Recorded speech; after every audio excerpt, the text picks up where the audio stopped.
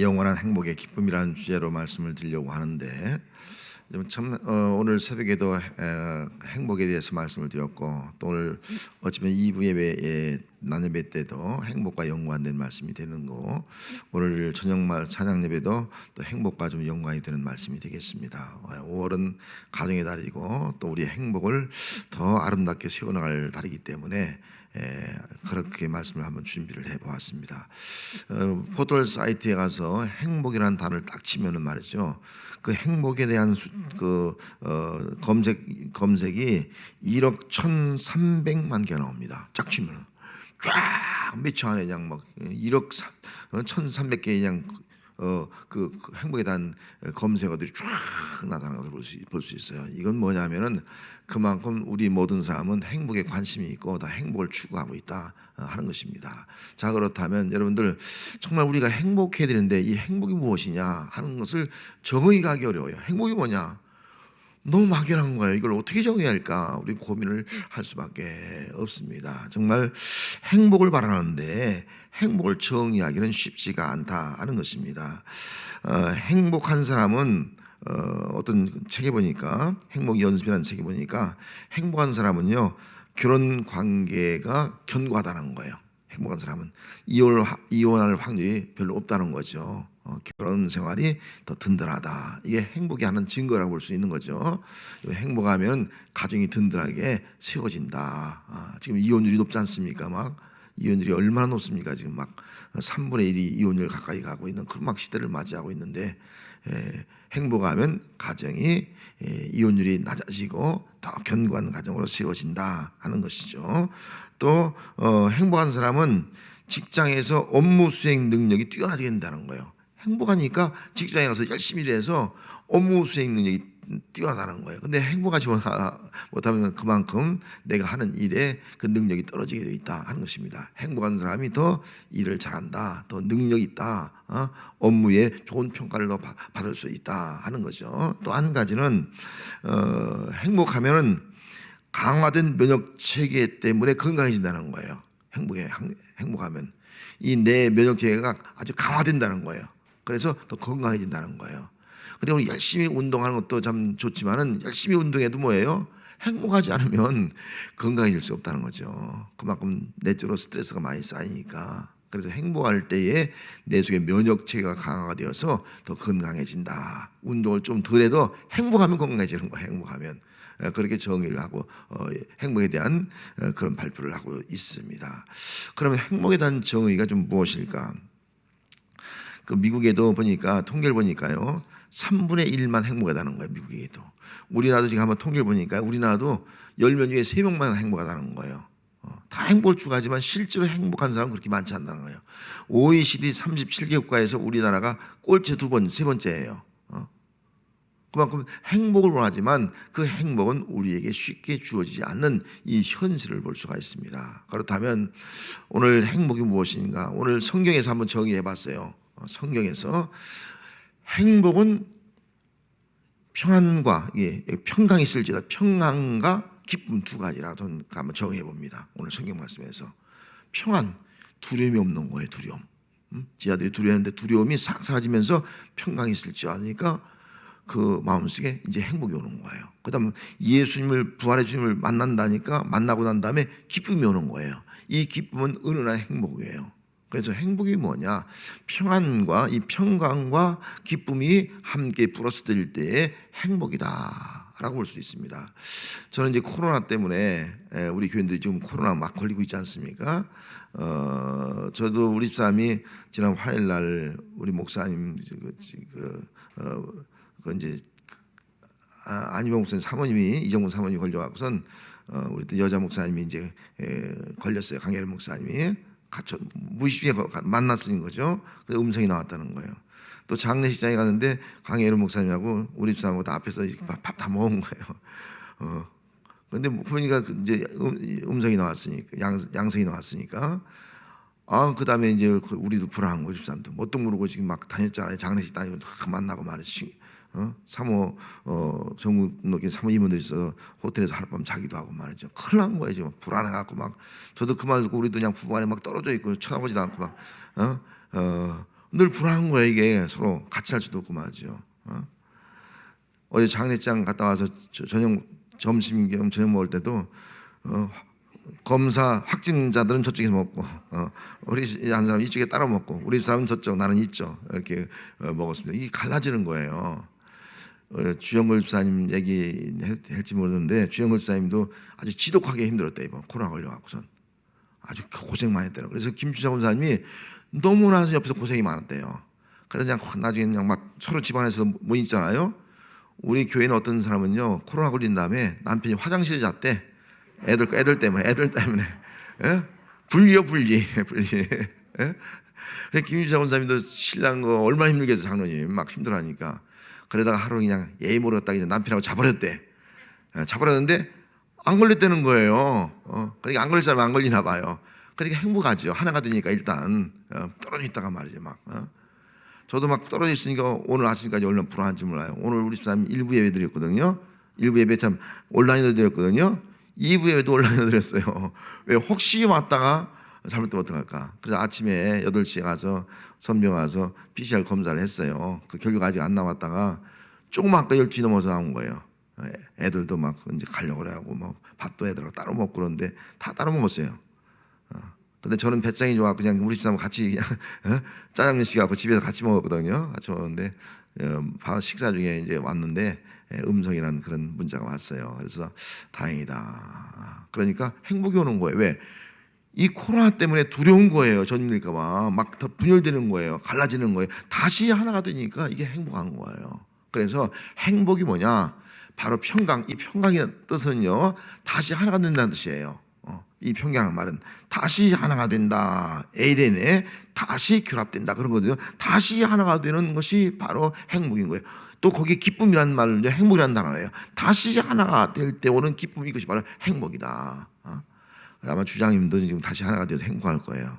우리도 코로나 때문에 조금 막 떨어졌는데 다시 하나가 되니까 이제 좀 더 행복하겠죠. 이제 이 행복, 다시 하나가 되는 것이 행복이다. 그렇게 볼 수가 있는 겁니다. 여러분, 오늘 이 본문에도 제 아들이 주님 죽으시고 부활했지만은 부활을 믿지 못하니까 두려운 거예요. 그리고 골방에 숨어 있어요. 숨어 떨고. 여러분, 두려움은요 절대 행복할 수가 없는 거예요. 누가 두렵습니까? 유대인들이 두려운 거예요. 유대인들이 왜 두렵습니까? 저들이 잡히면 또 고난 당할까봐, 자기들 죽을까봐, 죽음에 대한 어떤 박해에 대한 두려움. 밖에도 못 나가, 숨어 있는 거예요. 이거 코로나 걸리면 밖에도 못 나가잖아요. 꼼짝없이 이제는 혼자 갇혀 갖고 살아야 되잖아요. 이런 지하들이 주님이 나타나서 하신 말씀이 평강이 있을지어다, 그 말하는 거예요. 평강이라는 말은 어떤 마음의 고요함이거든요. 마치 독수리가 절벽 아래 집을 져놨어요. 근데 독수리 새끼들이 끄떡도 안 해. 두려워 떨리다. 왜? 어미 독수리가 있으니까 편한 거 두렵지도 않는 거예요. 이와 똑같은 거예요. 어떤 상황 속에도 두려움이 사라지는 거예요. 평안한 거예요. 그것이 바로 어미와 하나가 되니까 그런 마음이 생긴 거예요. 주님이 부활하신 주님과 다시 하나가 되니까요, 지혜들은 행복이 오는 거예요. 기쁨이 오는 거예요. 이것이 바로 진정한 행복이다 하는 것입니다. 여러분, 오늘 우리는 부활하신 예수님과 다시 하나가 되어질 수 있는 은혜가 함께 하시기 바랍니다. 부활하신 하나님 주님과 우리가 함께 하나가 되면, 결합이 되면요, 얼마나 행복한지, 진정한 행복이다. 그래서 행복은 오늘 성경을 통해서 정의한다면 이건 국어사전적 정의가 아니에요. 이 에이렌의 평강과 기쁨, 이 두 가지가 결합될 때 이것이 진정한 행복이다. 여러분, 예수님을 통해서 이 두 가지 평강과 기쁨이 결합해서 진정한 행복을 누리는 삶이 우리의 삶이 되어야 할 줄 믿습니다. 그래서 어쩌면 진정한 행복이 어디 있냐? 부활하신 주님을 만나지 않으면, 부활하신 주님과 하나가 되지 않으면 진정한 행복이 없어요. 어떻게 보면은요. 부활하신 주님과 만나서 다시 하나가 될 때 그것이 진정한 그런 행복이라고 볼 수가 있습니다. 여러분들은 나 부활의 주님과 하나가 된 줄 믿습니다. 결합된 줄 믿습니다. 이게 행복인 거예요. 나는 행복하다. 여러분 수없이 떠든 사람 많이 있잖아요. 부활의 주님과 결합되어 있지 않으면요 절대로 행복한 거 아니에요. 왜? 그 마음속에 두려움이 있는 거예요.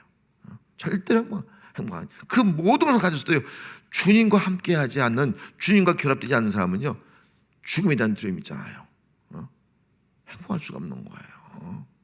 그래서 우리 예수 믿는 사람들은 뭐 조금 살기 힘들 수도 있어. 좀 여러 가지 뭐 환경이 어려울 수도 있어요. 하지만 부활하신 예수님과 하나가 될 때 우리 예수 믿는 사람들은 그 어떤 것도 좋아해서 진정한 참된 행복을 누리는 그런 삶을 살아가게 될 줄로 믿습니다. 오늘 우리가 누려야 할 그 행복을 세 가지로 간략하게 한번 말씀을 드려보려고 합니다. 첫째는 영적인 행복이에요. 영적인 행복은 하나님과 다시 하나가 되는 행복, 이게 영적인 행복이라고 볼 수가 있습니다.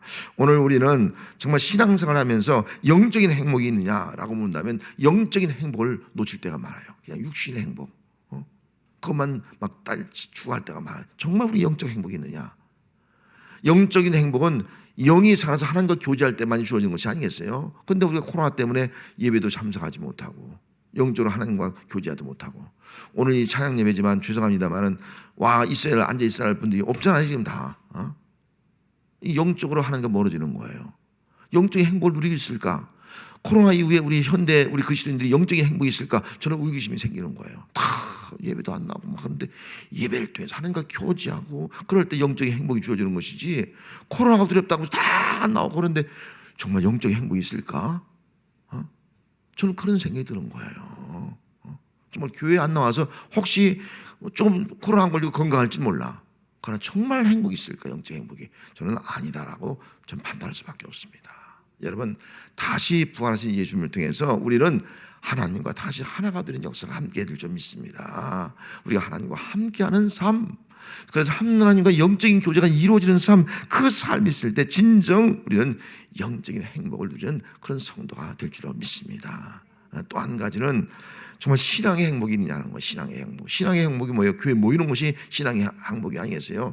여러분, 교회가 뭐예요? 주님의 몸된 공동체라고요. 예수님의 몸된 교회를 이룬 것이 바로 이 교회라고요. 신앙의 행복이 뭐예요? 공동체를 이룬 것이 행복이죠. 근데 교회 1년 2년 안 나와. 그러면 신앙의 공동체가 이루어집니까? 교회가 이루어집니까? 그리스도의 몸이 이루어집니까? 불가능하죠. 떨어져 있으니까. 그러면은 신앙의 행복을 누릴 수가 없어요. 교회 다니고 구원받았어. 하나 신앙의 행복은 없다는 거예요. 여러분, 조금 교회 와서 우리가 부딪힐 수 있어요. 좀 서로 마음이 상할 수도 있어요. 조금 안 맞아서 틀어질 수도 있어요. 좀 분쟁할 수도 있다고요. 근데 같이 모이면 뭐 인간사가 다 그런 것이 아니, 다 그러지 않아요. 가정이나 뭐 교회에서나. 그래도 같이 모이는 것이 바로 한 몸된 교회를 이룬 것이 주의 몸된 교회를 통해서 이루어지는 진정한 신앙의 행복을 누릴 수가 있다 하는 것입니다. 어떤 사람은 그래요. 교회 안 나가니까 누구 뭐 부딪힐 것도 없고 마음 상할 것도 없고 누구 때문에 스트레스 받을 것도 없고 참 좋다 야 그냥. 여러분, 참 좋을지 모르지만요, 신앙의 행복은 없는 거예요. 좋은 것과 신앙의 행복은 다른 거예요. 혼자 편할지 모르지만 절대로 신앙의 행복이 없는 거예요. 여러분, 신앙생활에 행복이 없다면요, 그 진정한 행복이라고 말할 수 있겠습니까? 우리 예수 믿는 사람들 신앙의 행복을 누려야죠.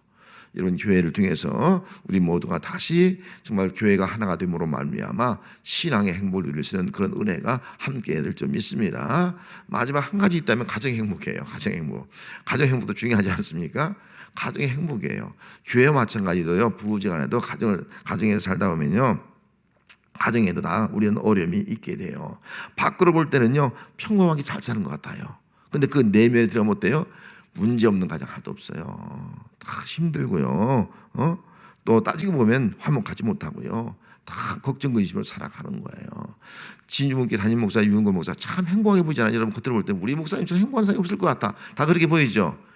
아이고, 들어와 보세요. 그러면 다 저희 가정도 문제가 있고요. 다 힘든 것이 있고 다 그런 거예요. 따지고 들어가면, 안으로 들어가면요. 이게 인생이 아니겠어요?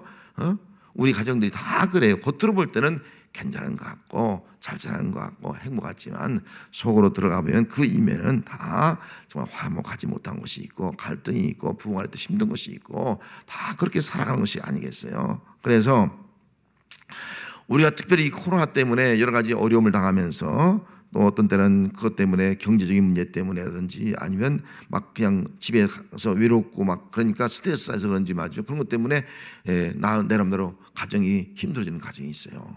서로 무관심해요.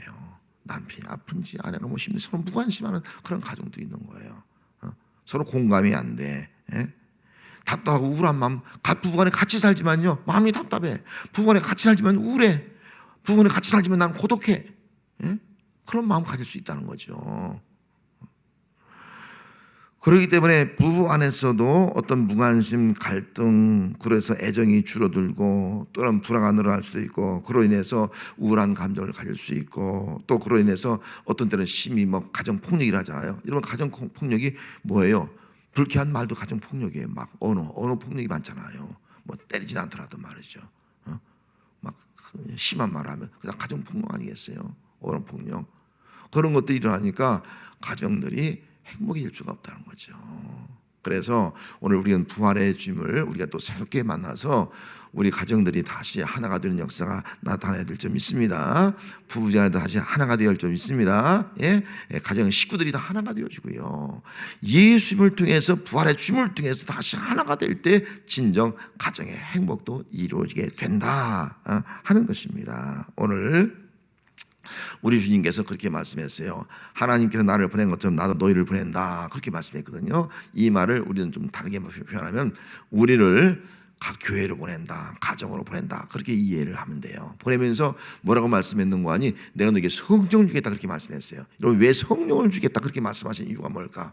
성령을 주겠다 말씀하시면서 오늘 본문에 뭐라고 말씀하고 있습니까? 너희가 누구의 죄든지 사하면 사해질 것이요 누구의 죄든지 그대로 두면 그대로 두리라, 그렇게 말씀하고 있지 않습니까? 누구의 죄든지 사하면 죄가 사할 것이요 누구의 죄든지 그대로 두면 그 죄가 기다려 있다는 거예요. 이건 죄가 뭐예요? 죄는 분리예요. 분리. 죄는요 하나님과 분리예요.